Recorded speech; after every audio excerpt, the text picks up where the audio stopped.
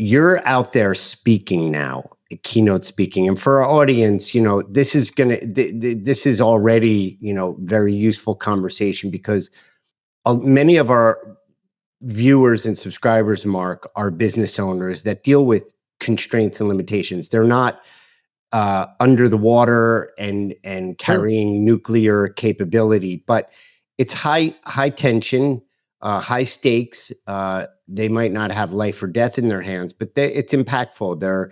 These events that are produced, or these businesses that are operated, are vehicles and vessels and boats, if you will, to carry messages and initiatives and services and products that impact and deliver an incredible impact. So they can relate at some level when the stuff gets sideways, when stuff is hard, when there's tension. What's your go-to as a leader? Where do you position your mindset, and what do you lean on for yourself in your training that you could share with our audience? Yeah, so it's really in the preparation, and before I ever got to the submarine, it was 18 months on land of training. And so what they were doing, Seth, is they were introducing us to this concept called readiness. And when we were in that time, they were focused on individual readiness. So how does this relate to an organization today? It's really important that we have not just an onboarding program that's for 30 days and we fire hose a person. It's important that we believe that it's important. And what helped me to be successful as a turnaround CEO is establishing a university inside of every single organization. And that allows you to make sure that the person has the individual readiness so that when anything comes up, they have the ability to handle that situation. So that's number one. Number two is then they focused on collective readiness.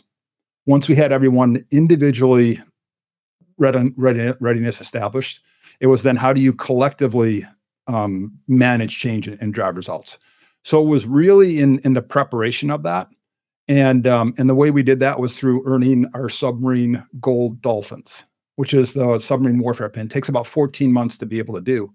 And that's a significant milestone that the rest of the crew trusts you to be able to handle any situation that comes up, and that you're going to always do the right thing. So I would say that was important to have, because my wife says to me, she goes, hey, when like crap hits the fan, like you go into this meditative state.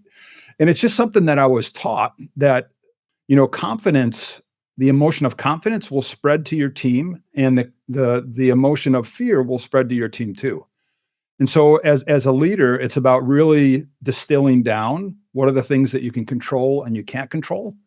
And then make sure you're extremely focused on the things that you can control, and then taking direction from that. In ambiguity, this might surprise some people, but in ambiguity, when a decision needs to be made, the biggest challenge that we see leaders having is that they are making no decision, and making no decision is making the decision that we're not going to move forward with anything.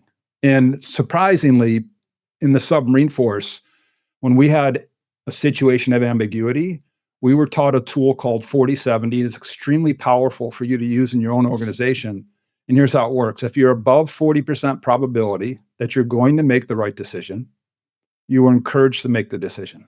And then if you waited till above 70%, you waited too long. Now, the science behind this is that we discount ourselves as humans, we discount ourselves 30%. So when I think I'm at 40%, I'm probably closer to 70. When I'm at 70, I'm probably closer to the real answer. So there's two caveats for this, leaders, when there's situations that happen, is that your next decision in 40-70 is not your final decision. So we would make a decision, evaluate, we'd make another decision, evaluate, make another, and we could do that as many times as we wanted to and course correct to success. Final thing is you can't use this for everything. I was just giving a talk for the state risk and insurance management. And it was like, hey, no, when you're doing the policy, you can't go, 40-70 that. But we believe that this is a really powerful tool for leaders to use. When you know you have individual readiness established, you have collective readiness established, now it's about making a decision and being okay with shifting and making that decision. So that's the mindset that I go to, but it's based on having those two things established. Preparation brings peace. It doesn't mean that you're going to be 100% prepared for 100% of the situations. No chaotic moment is the same. No crisis is the same. Right. No success is the same. But if you're prepared, I imagine, I know from my experience, it quiets the mind and gives you a real strong footing. And I'll use the naval pun, it really anchors you down to what's important and be able to stay focused. Yes. Yeah. And one thing, just like today, it's not about making the right decision. It's really about, are we moving in the right direction?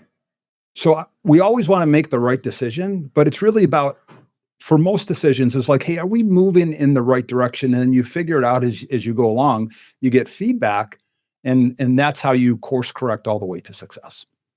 And feedback is part of that North Star, which is communication, leadership, being open, having an environment where, you can communicate and get heard and not be reprimanded.